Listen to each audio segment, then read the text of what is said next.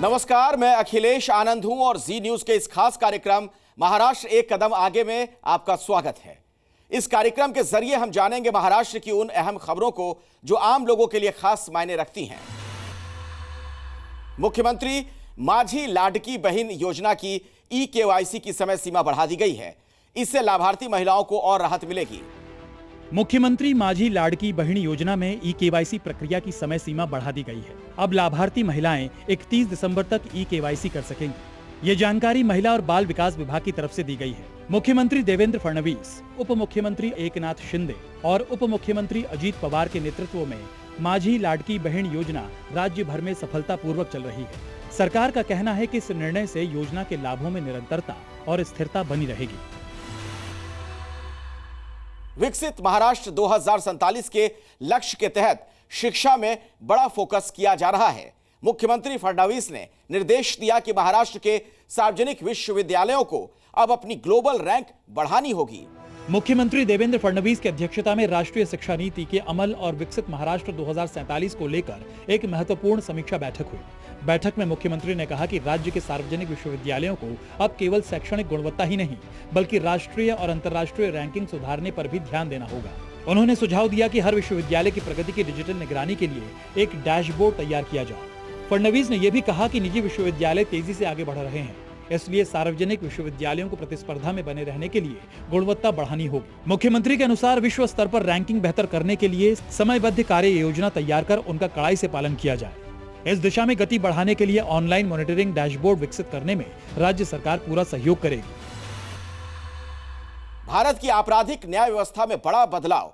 मुख्यमंत्री देवेंद्र फडणवीस ने मुंबई में नए फौजदारी कानूनों की प्रदर्शनी का उद्घाटन किया। मुंबई में मुख्यमंत्री देवेंद्र फडणवीस ने भारतीय नागरिक सुरक्षा संहिता, भारतीय न्याय संहिता और भारतीय साक्ष्य अधिनियम इन नए आपराधिक कानूनों पर आधारित प्रदर्शनी का उद्घाटन किया। इस मौके पर उन्होंने कहा कि इन तीनों कानूनों के लागू होने से देश की आपराधिक न्याय व्यवस्था और उनका दृष्टिकोण पूरी तरह से बदलने वाला है। मुख्यमंत्री फडणवीस ने बताया कि प्रधानमंत्री नरेंद्र मोदी के नेतृत्व और केंद्रीय गृह मंत्री अमित शाह की पहल से संसद में पारित किए गए ये नए कानून जनता के अधिकारों की रक्षा करते हैं और न्याय व लोकतंत्र को और अधिक सशक्त बनाते हैं। उन्होंने कहा कि लोकतंत्र में सरकार जनता पर शासन करने वाली ताकत नहीं बल्कि जनता की विश्वस्त प्रतिनिधि होती है। समाज में कानून और व्यवस्था बनाए रखना ही ऐसी शासन व्यवस्था का मूल उद्देश्य है और यही संदेश इन नए कानूनों के जरिए सामने आता है। मुख्यमंत्री देवेंद्र फडणवीस ने सरपंच संवाद कार्यक्रम के तहत महाराष्ट्र के सरपंचों से सीधा संवाद किया और कहा कि गांव का विकास ही देश की प्रगति का आधार है। मुख्यमंत्री देवेंद्र फडणवीस ने सरपंच संवाद कार्यक्रम के तहत महाराष्ट्र के सरपंचों से ऑनलाइन बातचीत की, जिसमें स्थानीय समस्याओं की जानकारी ली गई और उनके समाधान पर चर्चा की गई। इस दौरान मुख्यमंत्री ने कहा कि ग्राम विकास के बिना राज्य और देश का विकास संभव नहीं है। महात्मा गांधी से लेकर राष्ट्र संत तुकडोजी महाराज और संत गाडगे बाबा तक सभी ने हमें ग्राम विकास की दूरदृष्टि दी है। उन्होंने कहा कि यदि हम एक समृद्ध गांव बना सकते हैं तो हम एक समृद्ध राज्य और समृद्ध राष्ट्र भी बना सकते हैं। मुंबई में प्रशासन को और स्मार्ट बनाने की दिशा में बड़ा कदम उठाया गया है। मुख्यमंत्री देवेंद्र फडणवीस ने बोरीवली और अंधेरी में अत्याधुनिक सेतु सुविधा केंद्र का उद्घाटन किया।